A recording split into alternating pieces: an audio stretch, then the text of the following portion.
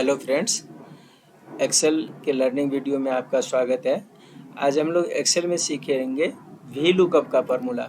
अब ये V lookup क्या है, कहाँ यूज किया जाता है, किस लिए लगाया जाता है, इसके बारे में हम लोग जानकारी लेंगे। तो चलिए, ये अभी मैं पहले एग्जाम्पल के तौर पे आपको दिखा देता हूँ कि ये वी लुकअप क्यों लगाया जाता है। इस छोटे से डेटा में से मुझे किसी डेटा का एक यूनिक नेम निकालना है, तो इसमें हम वी लुकअप का फार्मूला यूज करेंगे। ये तो अभी हम छोटे से डेटा में से देख करके भी लिख सकते हैं, लेकिन यही डेटा अगर 10 पेज का होता, 2000 नंबर, 10,000 नंबर्स तक का होता, तो हम उसमें से निकालना मुश्किल होता है। इसके लिए हम लगाते हैं वी लुकअप का फार्मूला।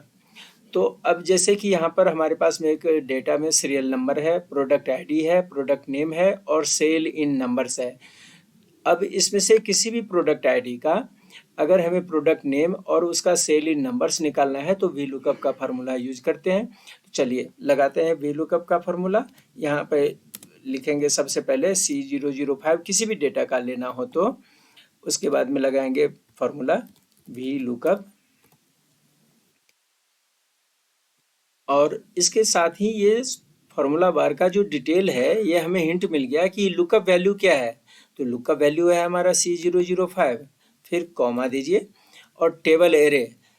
टेबल एरे का मतलब है कि इस यूनिक डाटा, ये जो प्रोडक्ट आईडी है हमारा एक यूनिक है।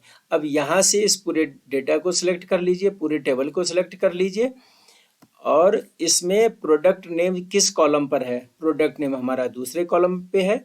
यहाँ तो देखने के लिए ABC ये तीसरे कॉलम पे है, लेकिन प्रोडक्ट आईडी के बाद में ये दूसरा कॉलम है। प्रोडक्ट आईडी से हमें मैच कराना है, तो इसलिए दूसरे कॉलम पे है। तो यहाँ पर लिखेंगे 2 कॉमा, और हमें सेंटेंस क्लोज करने के लिए एग्जैक्ट मैच कराने के लिए या तो 0 लिखेंगे या फिर फॉल्स लिखते हैं। तो मैं यहाँ पर पहले 0 लिखता हूँ और ब्रैकेट क्लोज करके एंटर करता हूँ। तो ये आ गया कि C005 पर HP लैपटॉप, ये आ गया हमारे पास में डाटा। अब इसमें आगे में सेल इन नंबर्स का डिटेल मैं भरता हूँ कि सेल इन नंबर्स ये 260 आता है या फिर कोई और आता है। तो मैं यहाँ पर लगाता हूँ वी लुकअप, साथ में ये सेलेक्ट कर लिया, कॉमा लगाया और टेबल एरे हमारा हो गया B से D तक का डाटा। अब मान लीजिए कि हमारा ये सेल इन नंबर्स यहाँ पर H कॉलम पे होता है, तो हम H तक सेलेक्ट करते और उसकी काउंटिंग करते कि ये किस कॉलम पे है।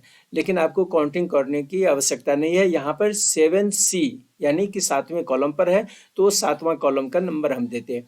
लेकिन यहाँ पे छोटा सा डेटा है और ये D कॉलम पर है जो कि तीसरे नंबर पे है, तो यहाँ पर लगाएंगे 3,0 और कॉमा दे करके ब्रैकेट क्लोज करेंगे, एंटर। अब ये आ गया कि C005 के अगेंस्ट में ये सेल इन नंबर्स है 260।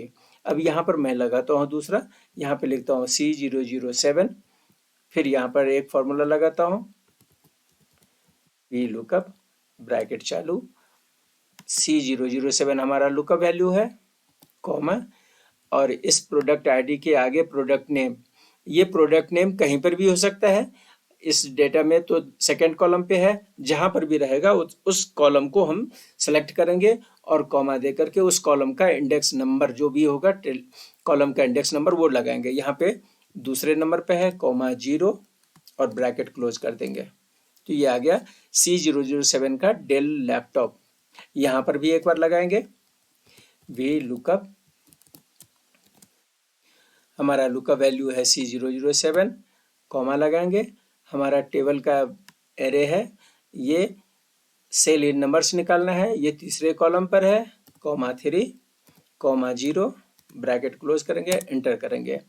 अब मैं आपको एक जानकारी दे दूं कि ये जो बार बार मैं फार्मूला लगा रहा हूँ, इसको हटा भी सकता हूँ। यहाँ पे आप डेटा को सेलेक्ट कर लीजिए और Ctrl+T दबा दीजिए, आपका फॉर्मेट टेबल फॉर्मेट में बदल जाएगा।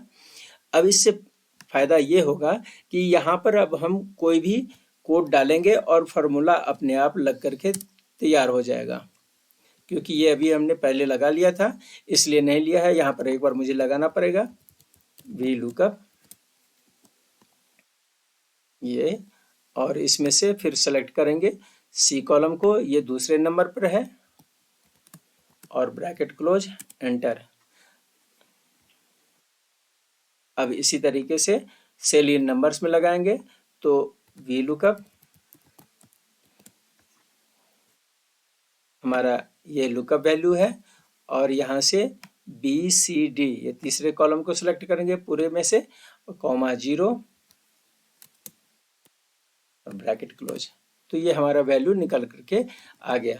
अब इस फॉर्मूले को आप नीचे तक ड्रैग करके कॉपी भी कर सकते हैं। यहाँ से जब भी अब कोई डाटा को चेंज करेंगे तो ये वैल्यू अपने आप आता रहेगा।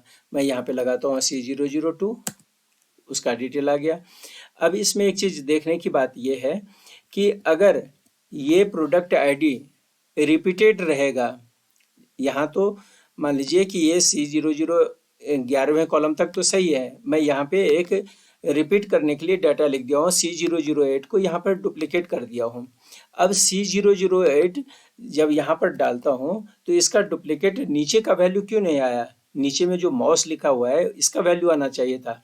तो ये फार्मूला तब काम करता है जबकि ये कोई जो हम मिलाते हैं, मैचिंग करते हैं, वो वैल्यू हमारा एक यूनिक होना चाहिए, ये डुप्लीकेट नहीं होना चाहिए।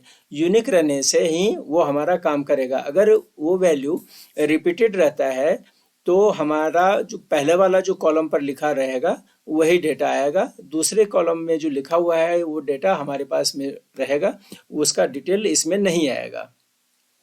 अब जैसे यहाँ पर C008 था तो उसका कोई भी डिटेल इसमें नहीं आया है, जबकि इसमें मॉस लिखा हुआ है।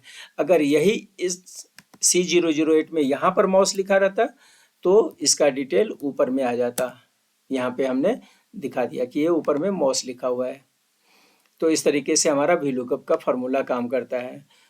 उम्मीद करता हूँ कि आपको ये वीडियो पसंद आया होगा और वीलुकअप की जानकारी अच्छी से मिल गई होगी। आपको किसी भी प्रकार का डाउट है तो आप हमें कमेंट सेक्शन में पूछ सकते हैं।